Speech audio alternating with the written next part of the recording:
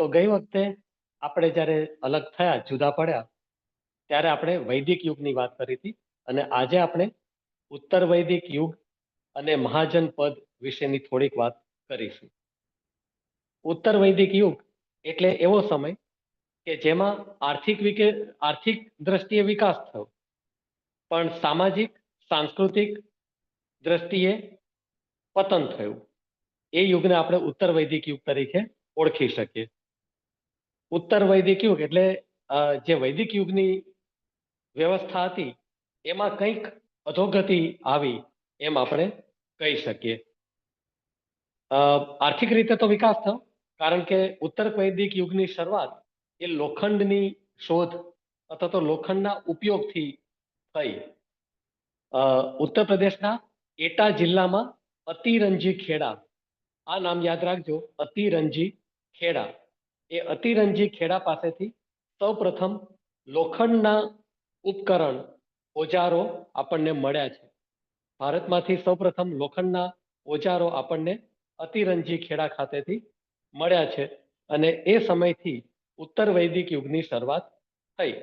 આર્થિક દ્રષ્ટિએ વિકાસ થયો, કારણ કે લોખંડની શોધથી જે કામ એટલે કે શ્રમના જે કામ હતા એ શ્રમના કામ થોડાક સરળ બન્યા. ખાસ કરીને ખેતીલાયક જમીન મેળવવાનું વધારે સરળ બન્યું. લોખંડના ઉપયોગને કારણે મોટા મોટા જંગલો એ કાપી શકાયા, દૂર કરી શકાયા અને એની જગ્યાએ ખેતીલાયક જમીનમાં અતિવૃદ્ધિ થઈ. અને ખેતીલાયક જમીનમાં અતિવૃદ્ધિ થઈ એટલે આર્થિક દ્રષ્ટિએ વિકાસ શરૂ થયો, કારણ કે ખેત ઉત્પાદનમાં જે વૃદ્ધિ આવી એ વૃદ્ધિ સીધી આર્થિક લાભમાં પરિવર્તિત થઈ અને એને કારણે આર્થિક દ્રષ્ટિએ તો જીવન કુશળ બન્યું, ખુશખુશાલ બન્યું.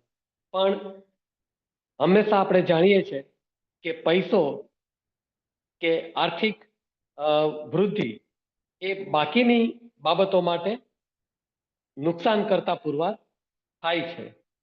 એટલે સામાજિક અને સાંસ્કૃતિક દ્રષ્ટિએ પતન થયું.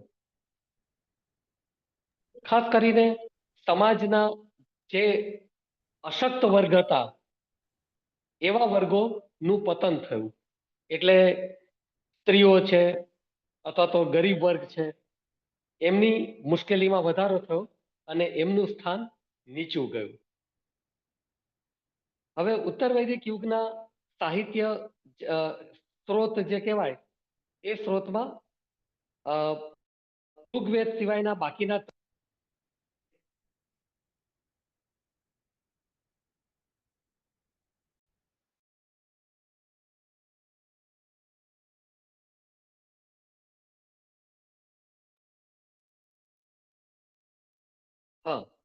તો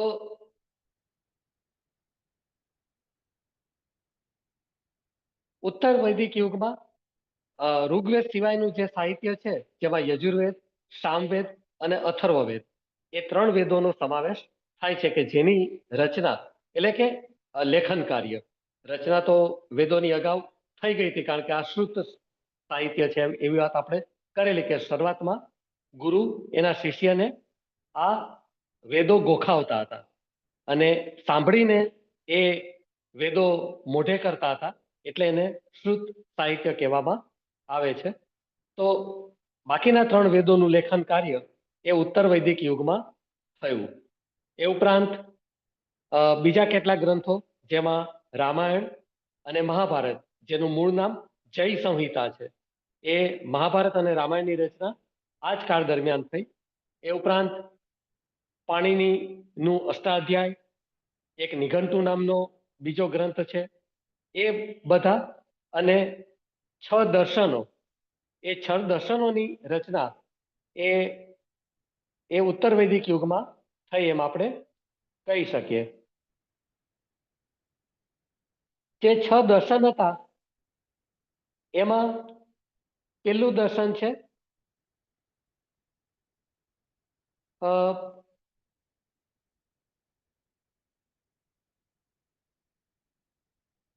એક મિનિટ, મારું ભૂલાઈ ગયું દર્શન. સાંખ્ય. હા, પેલું દર્શન છે, સાચી વાત. સાંખ્ય એ કપિલ મુનિએ રચ્યું હતું. બીજું યોગ દર્શન હતું, એ પતંજલિ ઋષિએ રચ્યું હતું. ત્રીજું ન્યાય દર્શન હતું, એ ગૌતમ ઋષિએ રચ્યું હતું. ચોથું વૈશેષ્ય દર્શન, એ કણાદ ઋષિએ કયું બોલે નામ ફરી બોલજો. ચોથું વૈશેષ્ય ના ના બીજું બીજું દર્શન, એ કણાદ ઋષિએ રચ્યું હતું. પાંચમું પૂર્વ મીમાંસા, એ જૈમિની ઋષિએ રચ્યું હતું. અને છઠ્ઠું ઉત્તર મીમાંસા, એ બદ્રાયણ ઋષિએ રચ્યું હતું. એટલે આ 6 દર્શનોની રચના પણ એ ઉત્તર વૈદિક યુગમાં થઈ. હવે આર્થિક રીતે વિકાસ થયો એટલે વચ્ચે કઈક રાજ્યોની ખુશાલ નો કઈક પ્રશ્ન હતો. ખુશાલ કઈક કહેતો હતો વચ્ચે. બોલો. તમે જે દર્શન ની વાત કરી રહ્યા છો ને, હા, એકવાર ફરી નામ કહી શકશો એમ? સાંખ્ય, યોગ, સાંખ્ય, ન્યાય, એને ઋષિનું નામ બે યાદ રાખજો, કારણ કે કંઈ પણ પૂછી શકે. સાંખ્ય કપિલ, પછી યોગમાં પતંજલિ, પછી ન્યાયમાં ગૌતમ, હા, પછી વૈશેષ્યમાં કણાદ. આ બધા ઋષિના નામ છે, કણાદ, ગૌતમ, એ બધા. પછી પૂર્વ મીમાંસા, એ જૈમિની ઋષિ, અને ઉત્તર મીમાંસા, એ બાદરાયણ ઋષિ. અચ્છા. એ 6 તમને MCQ માં પૂછે, બસ એ તમારે યાદ રાખવાનું. હવે એ જ રીતે આર્થિક વિકાસ થયો એટલે રાજકીય અને સામાજિક બંધનોમાં વૃદ્ધિ થઈ. અગાઉ રાજ્ય એ એકંદરે અંકુશ વગરનું હતું, જેનો પ્રજા પર ખાસ અંકુશ નહોતો, અને પ્રજા એકંદરે સ્વતંત્ર હતી. અને રાજાની ચૂંટણી થતી, અથવા તો વિશેષ લોકો જે હોય સમાજના, એ રાજાની નિમણૂક કરતા હતા. પણ ઉત્તર વૈદિક યુગમાં રાજાનું પદ એ વંશાનુગત બન્યું. એટલે અગાઉ જે એની નિમણૂક થતી હતી કે ચૂંટણી થતી હતી, એની જગ્યાએ હવે વંશાનુગત બન્યું. એ ઉપરાંત રાજ્ય તરફથી કરવેરા એ ફરજિયાત બન્યા. અગાઉ રાજ્ય તરફથી જે કરવેરા હતા એ મરજિયાત હતા, પણ હવે રાજ્યની શક્તિમાં વધારો થયો, આર્થિક શક્તિ વધે એટલે એનો લાભ એ રાજકીય લોકો ઉઠાવે અને રાજકીય શક્તિમાં વધારો થાય. એટલે કરવેરા એ કમ્પલસરી બન્યા. અગાઉનું જે સરળ જીવન હતું એ વધુ જટિલ બન્યું. જે સરળ જીવન હતું એ હવે ખતમ થયું, અને જીવન, સામાજિક જીવન એ બંધનો વાળું અને જટિલ બન્યું. જે વૈદિક યુગ હતો એનો ધર્મ પ્રાકૃતિ ધર્મ હતો, અને હવે જે ધર્મ હતો ઉત્તર વૈદિક યુગમાં, એ કર્મકાંડ, યજ્ઞ, હવન વગેરેની વૃદ્ધિવાળો બન્યો. વૈદિક યુગના જે દેવતાઓ હતા એ ઇન્દ્ર અને વરુણ, એ બંને હવે લગભગ સમાપ્ત જેવું કહેવાય, અથવા તેમનું સ્થાન નીચું ગયું, અને એની જગ્યાએ વિષ્ણુ, શિવ અને બ્રહ્મા, એ બધાનું મહત્વ વધ્યું. એ ઉપરાંત ઉત્તર વૈદિક યુગના સમાજમાં 16 પ્રકારના સંસ્કાર અને 8 પ્રકારના લગ્નની વ્યવસ્થા દ્રઢ બની. એટલે સંસ્કાર પૂછે તો 16, અને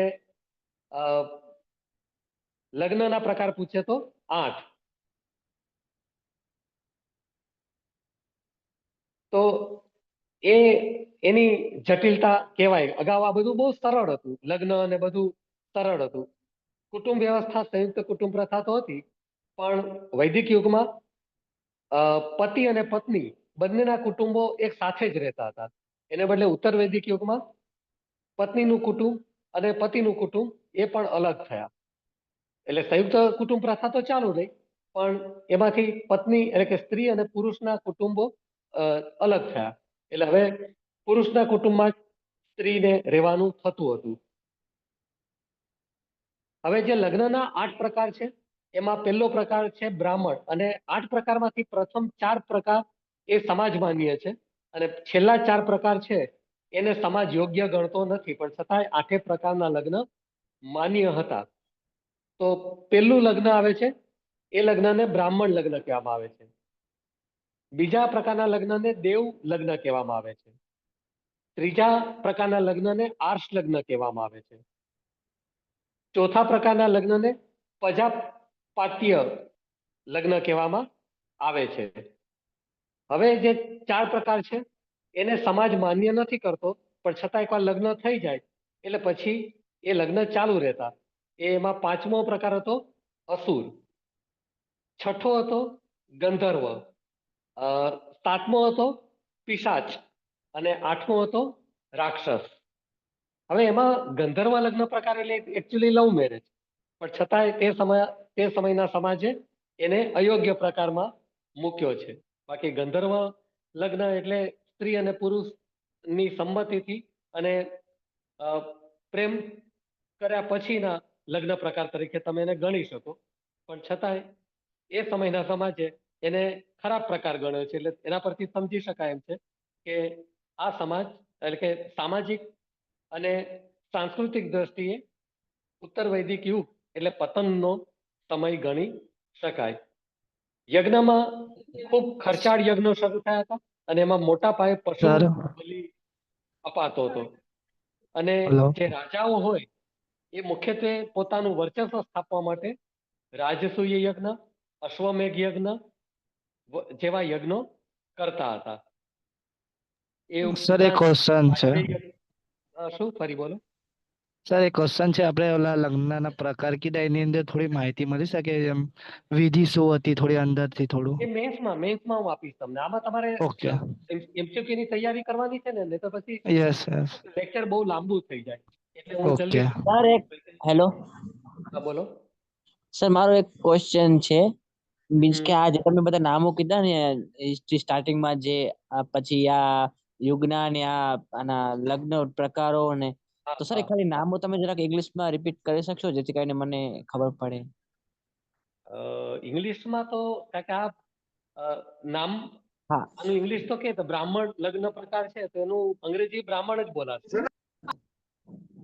હા તો સર હા, એનો અંગ્રેજી કરણ નહીં થઈ શકે, કારણ કે એનો મૂળ શબ્દ જ હા જે નામનું અંગ્રેજી ના થઈ શકે, એમ આ લગ્નના પ્રકારનું નામ છે, એટલે નામનું ઓકે અંગ્રેજીમાં એ જ બોલવું પડે, કારણ ઓકે કે આ ભારતીય પ્રથા છે ને એટલા માટે.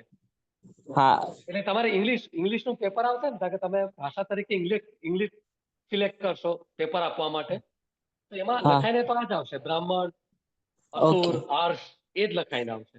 ખાલી હા સ્પેલિંગ આર્ષ એટલે ARSHA એવું રહેશે, હા એટલે તમારા અંદર એ જ આવશે, એટલે એની ઇંગ્લિશમાં એનું પેલું નામ નહીં બદલાય. એવી રીતે દર્શન જે છે એ દર્શનને પણ અંગ્રેજીમાં એ જ નામથી, કારણ કે સાંખ્ય હોય તો એને સાંખ્ય જ કહેવાય, એટલે એનું હા, અંગ્રેજી. એટલે આ તો સ્ટાર્ટિંગમાં તમે જે ઓલો કઈક યુગ નું નામ કીધું હતું ને? અચ્છા, વૈદિક યુગ. હા, એ બે યુગ કીધા હતા I અને think ઉત્તર તમે. વૈદિક યુગ એટલે પોસ્ટ વૈદિક યુગ. અચ્છા હા, ઉત્તર વૈદિક યુગ એટલે પોસ્ટ વૈદિક યુગ. પોસ્ટ વૈદિક એરા. હા પેલો તો વૈદિક યુગ જ છે, એટલે તો વૈદિક યુગ જ. હા હા એટલે પીરિયડ આવશે તમારે, વૈદિક પીરિયડ અને પોસ્ટ વૈદિક હા, પોસ્ટ પીરિયડ. વૈદિક પીરિયડ ને પ્રી વૈદિક પીરિયડ એવું હા, કંઈક હોય બસ છે. બસ. પ્રી નહીં, ઓકે પછી તો વૈદિક પોસ્ટ. પીરિયડ જ. હા ખાલી વૈદિક પછી જે આવે છે ઉત્તર વૈદિક, એટલા માટે પોસ્ટ વૈદિક. ઓકે પ્રી વૈદિક પીરિયડ એટલે તો પછી સિંધુ ખીણની સંસ્કૃતિ થઈ જાય. હા તો સર. તમે પ્રી વૈદિક પીરિયડ કહો તો એ પછી સિંધુ ખીણની સંસ્કૃતિ તમે એને લઈ શકો. હા એટલે ઓકે, એટલે જ્યાં એવું આવશે કે આ ઇંગ્લિશ, ત્યારે હું કહીશ, પણ આનું અંગ્રેજી નહીં થાય, એટલે આ જ રહેશે તમારે. હા, thank you sir. Okay. Okay હા, તો એટલે આપણે વાત કરતા હતા કે રાજાઓ એનું વર્ચસ્વ સ્થાપવા માટે આ બધા યજ્ઞો કરતા હતા.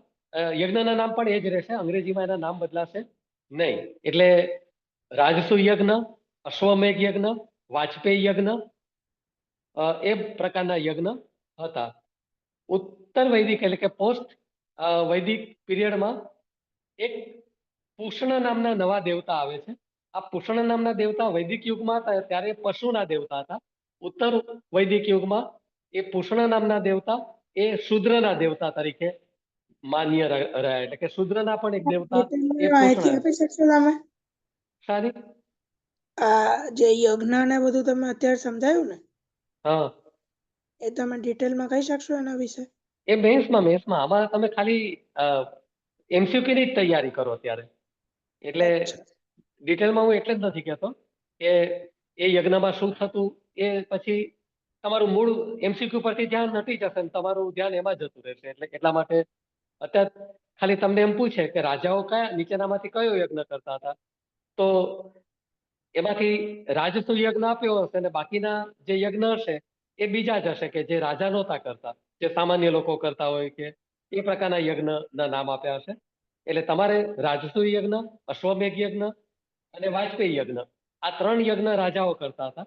તો એ યજ્ઞ MCQમાં 3માંથી એક હશે અને બાકીના 3 એ બીજા યજ્ઞ હશે કે જે બીજા લોકો કરતા હોય એ પ્રકારના હશે. જેમ કે યજ્ઞના જેમ અલગ અલગ નામ હોય બાકીના એ રીતે. એટલે અચ્છા. અત્યારે તમે ફોકસ ફક્ત MCQ માટે કરો, કારણ કે MCQ તમારા માટે મહત્વનું છે એટલા માટે અત્યારે. અચ્છા. પછી જયારે પુનરાવર્તન કરતા હશો, કારણ કે હજી તો તમારી પરીક્ષા ડિક્લેર નથી થઈ, પરીક્ષા પહેલા તો આપણે વારે વારે ક્લાસ લઈશું, ત્યારે થોડુંક વિસ્તારથી જોઈ પણ લઈશું. એટલે અત્યારે જલ્દી આપણે MCQ પર જ ધ્યાન આપીએ છીએ એટલા માટે. હવે ઉત્તર વૈદિક યુગમાં જે વૈદિક યુગમાં મોટામાં મોટો જે રાજ્યનો પ્રકાર હતો એ તો જન એટલે રાજ્ય. એ થી નાનું જે એકમ હતું એને વિષી કહેવામાં આવતું હતું. એ વિષી એટલે જિલ્લો, અને એનાથી નાનું જે એકમ હતું એ ગ્રામ હતું. પણ ઉત્તર વૈદિક યુગમાં કેટલાક જન ભેગા થયા, અથવા તો એક જનના રાજાએ બીજા જનને જીતી લીધો હોય, ગમે તે થયું હોય, પણ એને કારણે જનપદ અસ્તિત્વમાં આવ્યા. અને ઉત્તર વૈદિક યુગ જ્યારે પૂરો થયો ત્યારે જનપદની જગ્યાએ મહાજનપદ એ અસ્તિત્વમાં આવ્યા હતા. એટલે જનપદ એટલે એક કે બે, એટલે કે 2 કે 3 રાજ્યો ભેગા થયા, અને પછી આવા જે જનપદ હતા એ ભેગા થયા, એને મહાજનપદ તરીકે ઓળખવામાં આવે છે.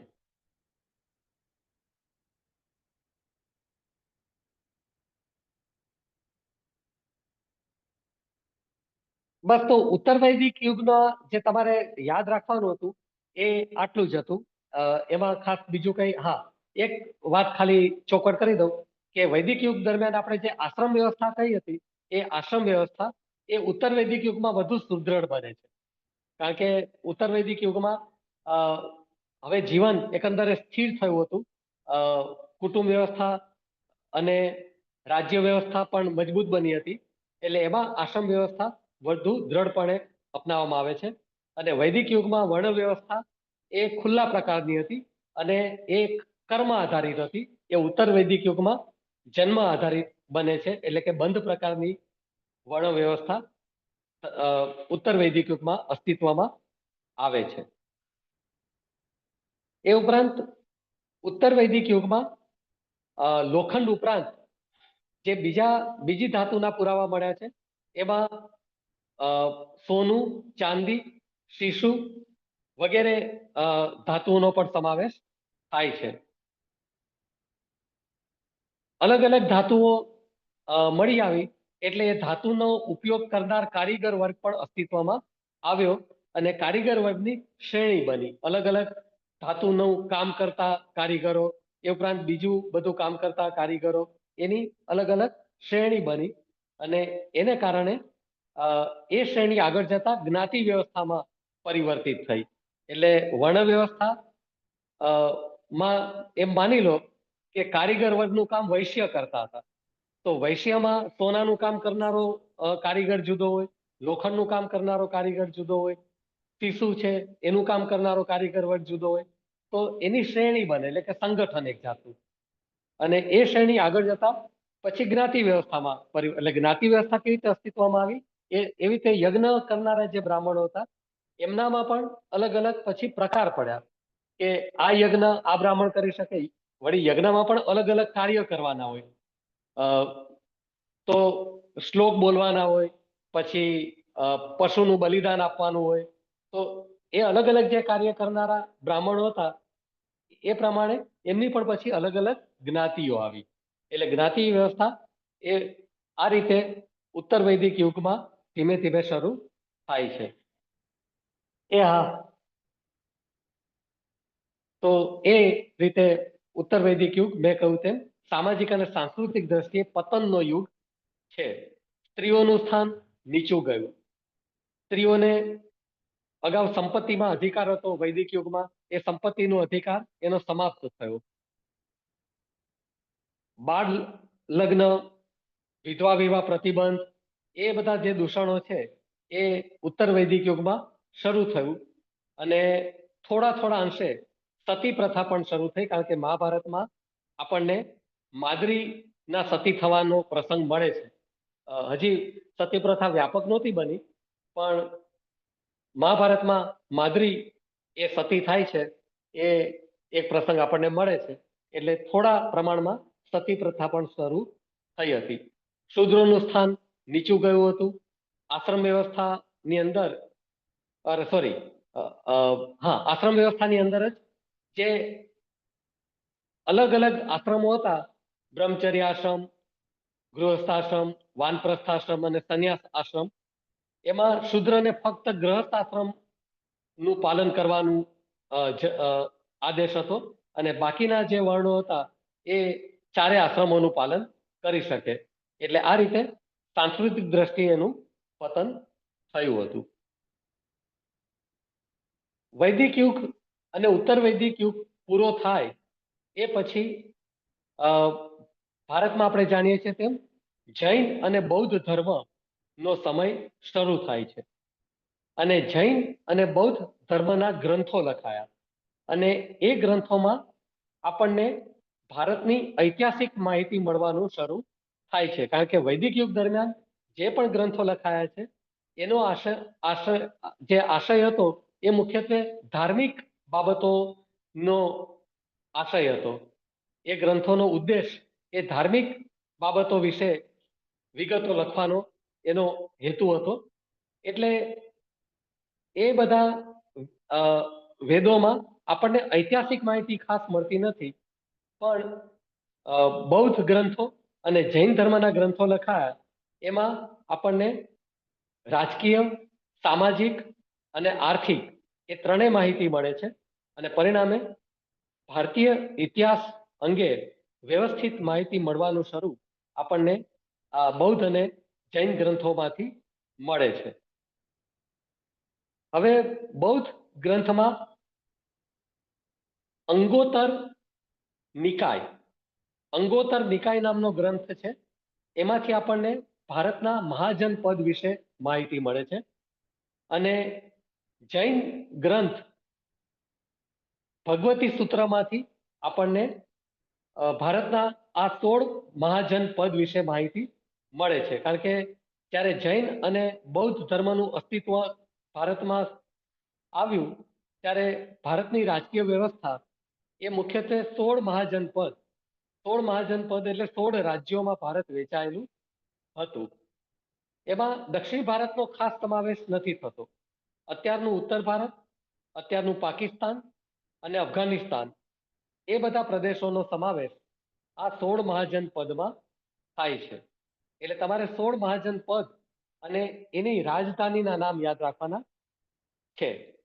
એ પહેલા એ કીધું કે જે વૈદિક યુગના આર્યો હતા અને ઉત્તર વૈદિક યુગના આર્યો, એમાં વૈદિક યુગના આર્યો સપ્ત સિંધુ પ્રદેશમાં રહેતા હતા, અને ઉત્તર વૈદિક યુગના આર્યો એ સપ્ત સિંધુ પ્રદેશ સિવાય ગંગાના પ્રદેશ સુધી વિસ્તાર પામ્યા હતા.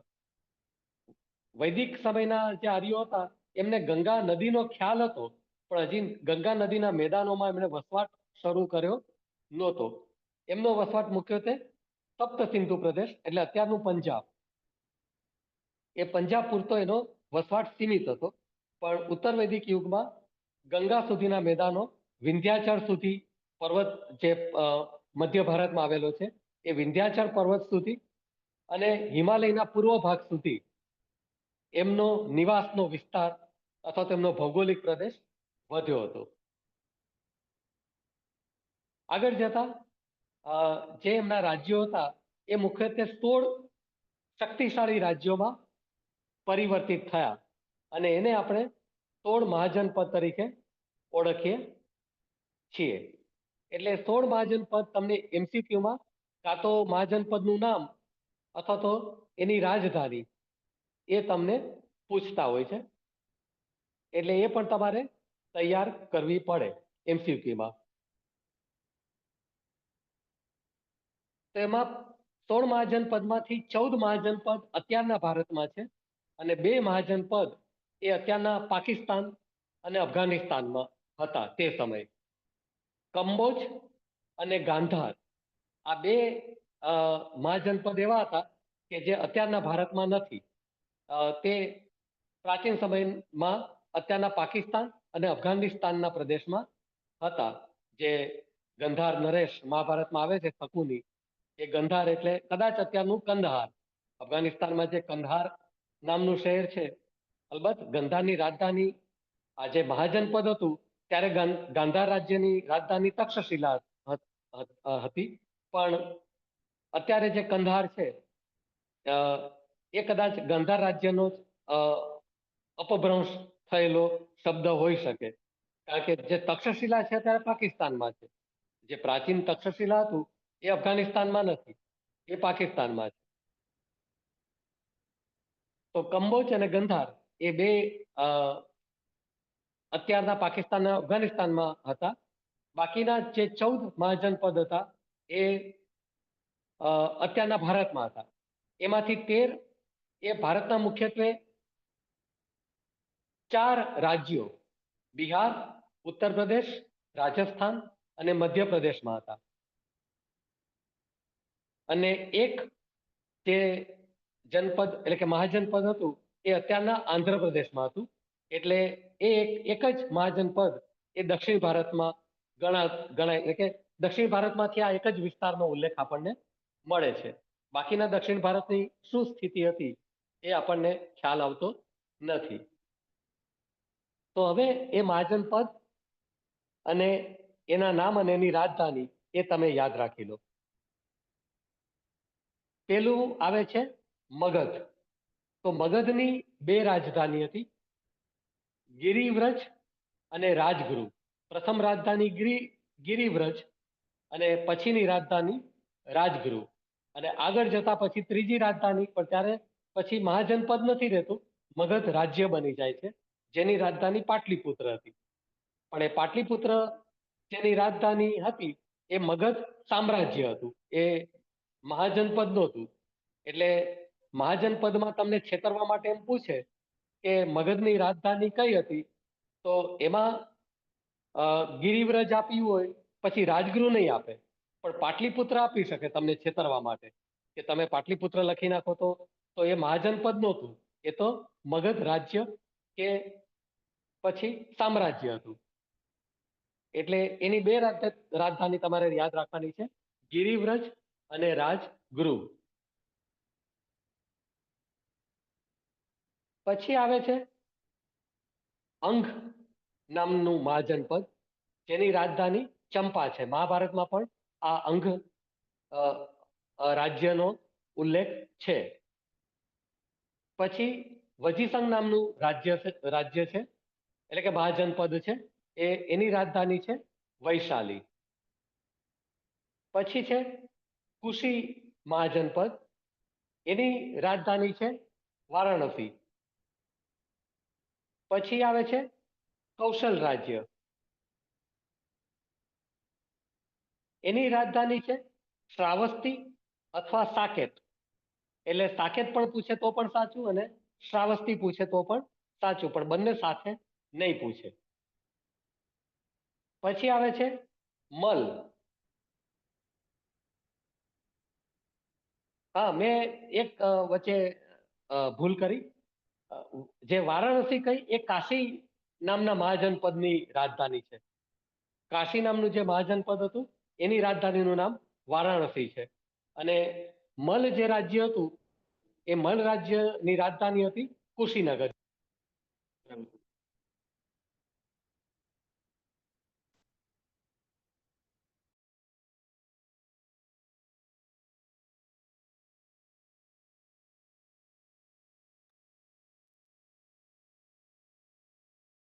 તો કહું છું એમ આવ્યો હતો.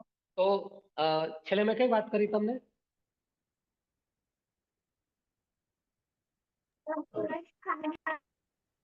કૌશલ સુધી આવી ગયા હતા? આપણે કૌશલ સાંભળ્યું હતું તમે? મારો કોલ આવ્યો પેલા? બસ તમે પેલી સુધારો કર્યો સર. હા તમે સુધારો હા, કર્યો ને એ કુશીનગર અને મલ. કાશી નામનું જે કાશી વાળું મહાજનપદ સુધારો હતું. કર્યો એના હા, પછી. બસ ઓકે સમજી ગયો. કાશી નામનું જે મહાજનપદ હતું એની રાજધાની હતી વારાણસી. પછી કૌશલ કે કૌશલ નામનું મહાજનપદ હતું. એની બે રાજધાનીના નામ તમને મળશે, શ્રાવસ્તી અથવા સાકેત.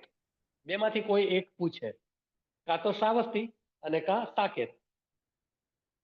પછી આવે છે મલ નામનું રાજ્ય, જેની રાજધાની હતી કુશીનગર, જ્યાં ગૌતમ બુદ્ધનું મૃત્યુ થયું હતું. તો મલ નામનું જે મહાજનપદ હતું એની રાજધાની હતી કુશીનગર. પછી આવે છે વત્સ, તો એની રાજધાની હતી કોસાંબી.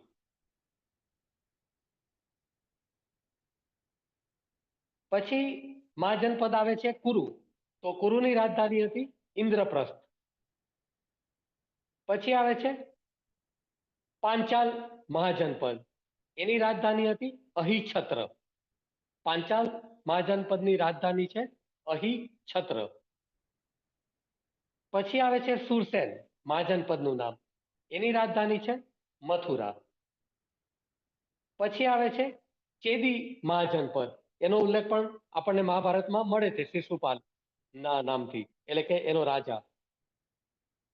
એની રાજધાનીના નામ પણ બે છે, સતીમતી અથવા સોથીવતી. કાં તો સતીમતી પૂછાશે અને કાં તો સોથીવતી. તો એ ચેદી જે મહાજનપદ હતું એની રાજધાનીના નામ થયા સતીવતી અને સતીમતી અને સોથીવતી. પછી આવે છે અવંતી, તો એની રાજધાનીના પણ બે નામ મળશે, ઉજ્જૈન અને મહિષ્મતી. ઉજ્જૈન અને મહિષ્મતી એ તમને અવંતી જે મહાજનપદ હતું એની રાજધાની કોઈ પણ એક પૂછાય, બે એક સાથે પૂછાય નહીં.